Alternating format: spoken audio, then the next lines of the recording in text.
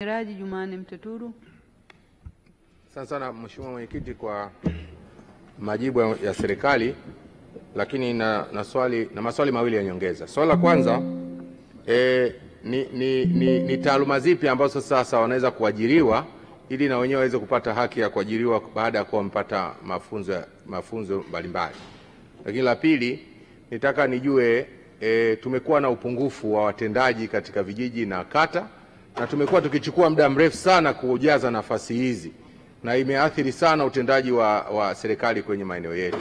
Nini mpango wa serikali wa muda mrefu kuhakikisha kwamba nafasi hizo zinajazwa na kuondoa magepu ambayo yapo? Majibu Mheshimiwa Waziri. Asante sana Mheshimiwa Mwenyekiti. Mheshimiwa Mwenyekiti, kama ambavyo nimejibu kwenye majibu ya msingi kwamba ajira za watendaji wa vijiji na mitaa zimeainishwa kwa mujibu wa mwongozo wa utumishi wa umma namba 1 wa mwaka 2013, na kwamba wenye sifa hizo ni wale waliohitimu kidato cha 4 au kidato cha 6 lakini kupata certificate katika maeneo ya utawala, sheria, elimu ya jamii, usimamizi wa fedha, maendeleo ya jamii, sayansi ya sanaa kutoka chuo cha Hombolo au chuo kingine chochote ambacho kinatambuliwa na serikali. Kwa hawa ndio wenye sifa ya kuajiriwa kama watendaji wa vijiji au wa mitaa.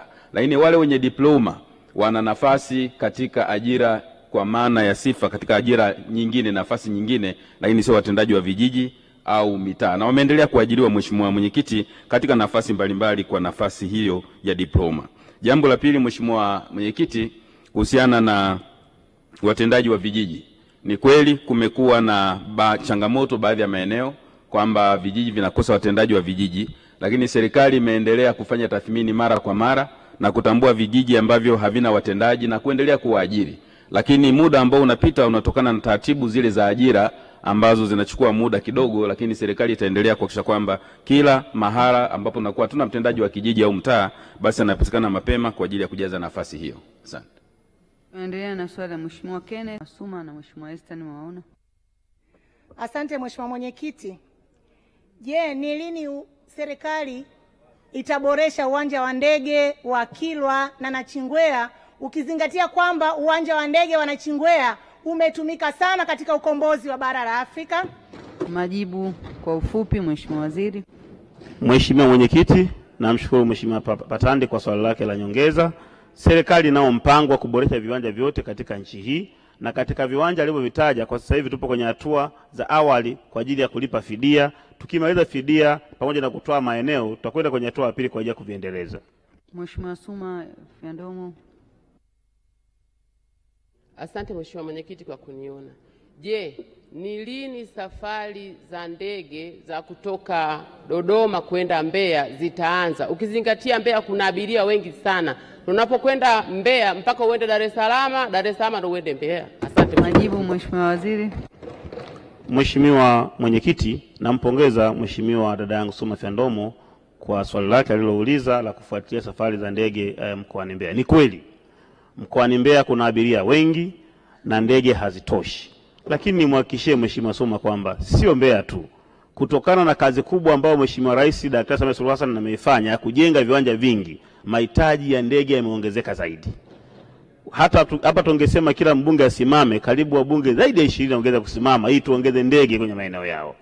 Hata hivyo, kutokana na umuhimu huo mkubwa, katika mwaka wa fedha 2025/26 serikali imepanga kununua ndege zingine mpya za masafa marefu na mafupi pamoja na ndege ya mizigo.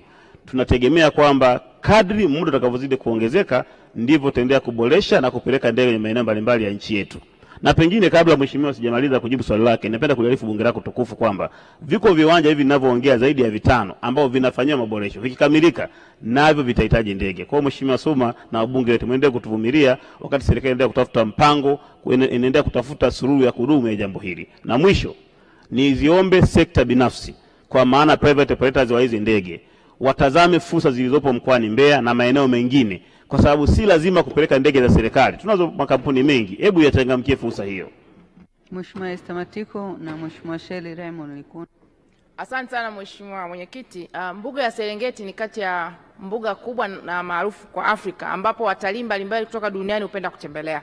Lakini kwa sasa hivi the only entry point waweza watue Kilimanjaro au Arusha ndio waweze kuja Serengeti, au watue Kenya waweze kupita Tarime na kwenda Serengeti. Kitu ambacho kinakuwa kina discourage at a time. Nikataka kujua ni lini uwanja wa Serengeti utaanza kujengwa ili sasa watalii hao waweze kuja moja kwa moja na kuongeza uchumi wa nchi yetu?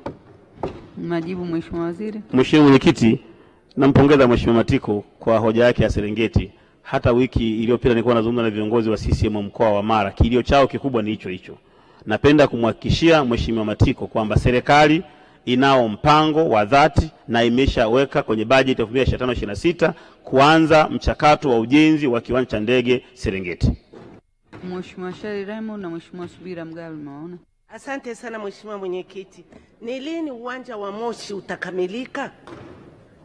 Majibu Mheshimiwa Waziri. Uwanja wa Moshi tunaufahamu ni uwanja wa kihistoria katika taifa letu. Serikali kwa kutambua umuhimu huo mkubwa ilishaanza ujenzi na hivi ninavyozungumza iko zaidi ya 50%. Ni muombe Mheshimiwa Shari Raymond atupe fursa kidogo, atupe muda kidogo wakati tunaendelea kufuatilia taratibu za malipo zikamilike ili mkandarasi aendelee kulipwa na hatimaye aweze kukabidhi uwanja. Mheshimiwa Subira